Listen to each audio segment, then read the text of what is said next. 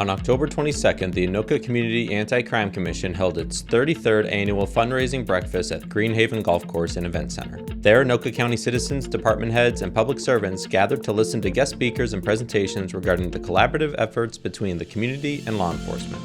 Presentations included the 2023 Police Activity Report from Anoka Chief of Police Eric Peterson. These numbers I covered today can tell a lot about what our officers are responding to.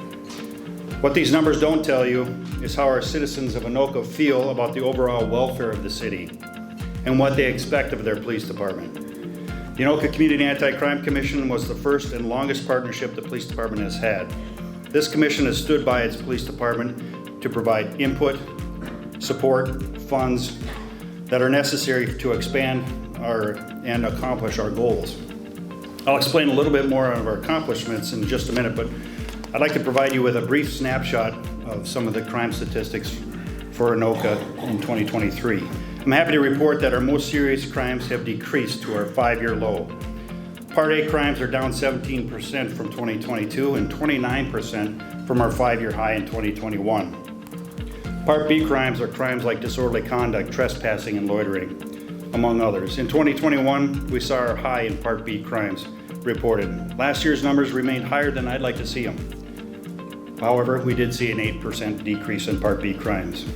One of the key reasons for this is the ability to have our officers aggressively enforce Part B crimes. The areas we continue to evaluate for increases usually involve some sort of substance abuse or mental health, which leads to crimes like disorderly conduct. Keep in mind, all the crimes that we record are the ones that are reported. We know that there are more than 530 Part B crimes being committed, just not reported. We are aware that Part B crimes are the most frequently committed crimes. They are the crimes that affect our community's quality of life.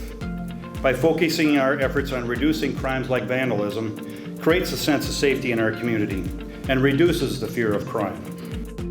Other remarks included Commission President Mike Scott, Pastor Jim Bender, Councilmember Brian West, and guest speaker Drew Evan, Superintendent of the Bureau of Criminal Apprehension, who spoke on the importance of commissions like this and the cooperations of all agencies across the state to help keep our community safe. We are your state's criminal investigative agency, and when I talk to our staff, the line that I always talk to them, we have about 750 employees statewide. We have 11 field offices, our main locations in St. Paul, and then have a large regional office and laboratory in Bemidji, Minnesota.